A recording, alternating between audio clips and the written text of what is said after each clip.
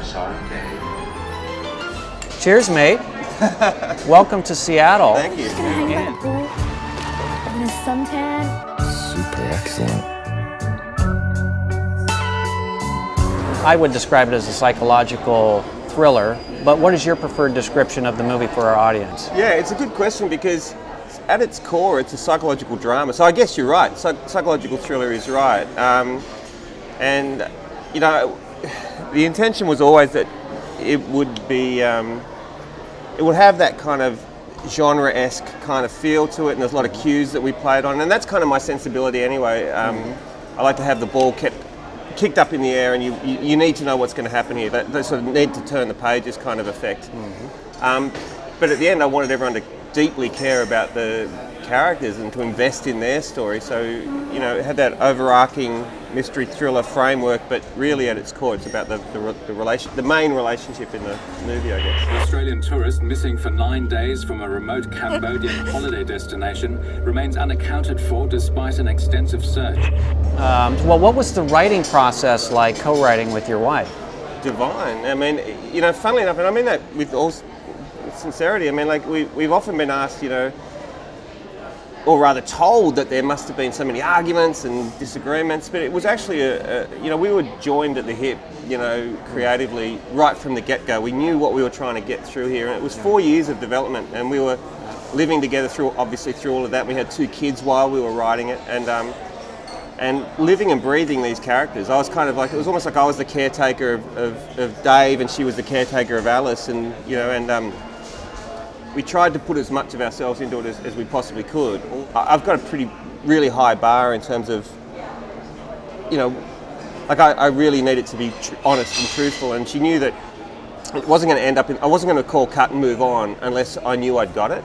So as an actor, you kind of want to trust the director that much. You want to feel safe, because often, you know, they'll call cut and you just kind of know that it's not quite right yet. And so she trusted me implicitly, and I trusted her because her work was amazing. So from woe to go, it was nothing but seamless. Here, David, John Kinane from the FPA, just trying again. Not sure if you got any of my messages, just hoping you can give me a call as soon as you're able.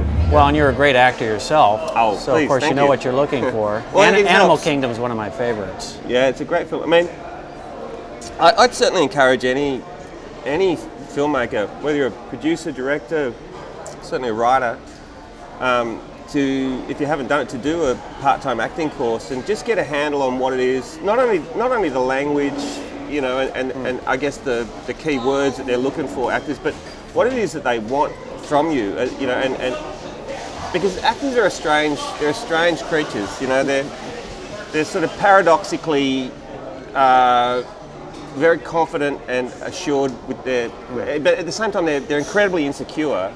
And all they want is to feel protected, and that their work is working, that it's actually, they're giving you what you need. And when you know that, and when you go into it that way, you kind of, you know, you sort of figure out how to protect them, or how to, rather, to make them feel, you know, absolutely certain that they're protected. Because when they feel that, then they'll do anything for you. If there is drugs involved, they're gonna drop the whole thing. If you don't tell her, I will. And how did you cast these actors that you have in these parts in the picture? You know, full disclosure, Joel Edgerton is one of my closest friends. He's like, you know, I went to drama school with him and, you know, shared a lot of houses with him. He was the best man at my wedding. But funnily enough, he wasn't, you know, he had to volunteer himself for the movie because I was too scared to ask him. I didn't think he'd want to do it. And I didn't want to put him in a position where he felt obligated to do anything and compromise the friendship, and I didn't want to hear no from him anyway. I'm a bit rejection averse, so I just didn't go down that road. And then when I was showing him other actors that I was considering, and it was almost like he grabbed me by the scruff of the neck and said, dude, you know, are you ever going to ask me to be in this? You know, obviously, that if it was going to turn out like this, we would have said something at the time. Of course. Who was that? What was the toughest day on set for you? Did you have a moment where, you know, as an independent production, you just, this is... Yeah, How look, am I gonna... I'd like to say, like, every single day in Cambodia, like we were there for 10 days, and, you know, just to set the scene, on the very first day I fell into a sewer up to my neck, you know. Oh my God. And I didn't get washed off for quite some time afterwards because I couldn't. So, and I ended up getting very severe dysentery, and I'm sure. you know, we had a 5-month-old baby with us, a 2.5-year-old toddler. We both had dysentery. I had an Asian flu as well, and you know, and every day was just like this 20-hour day. So that was hard to sell. But probably the hardest day was, funnily enough, it's just a very normal scene in the film. It's just in this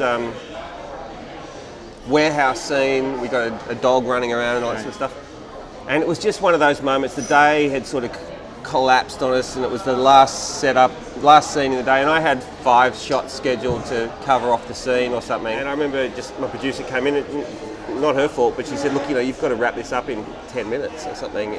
And it was just like, and that was the only time in the whole thing that I just suddenly went, "Oh, fuck," you know, and sort of almost broke down crying. It's just like you feel like, what can you possibly do? And but then, you know, when you've got a gun to your head like that, you kind of just have to go straight to your gut and work out, okay, what do we need here to tell the story and to also keep the audience engaged. And so you come up with a very quick 2-shot that's going to tell the story.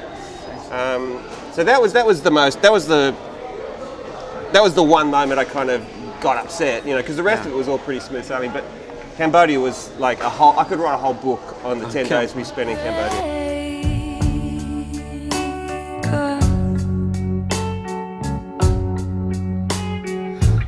Well, here's to the film. Thanks so much, Aaron. Yeah, and Wish you were here, and we're happy you're here, so here's to you. I'm happy to be and here. Your wife and the rest of the team, and we'll look forward to seeing you again many, many, many times. Thanks, man. Moving forward. Yeah, love it. Appreciate it. Yeah. All right, cheers. Be curious.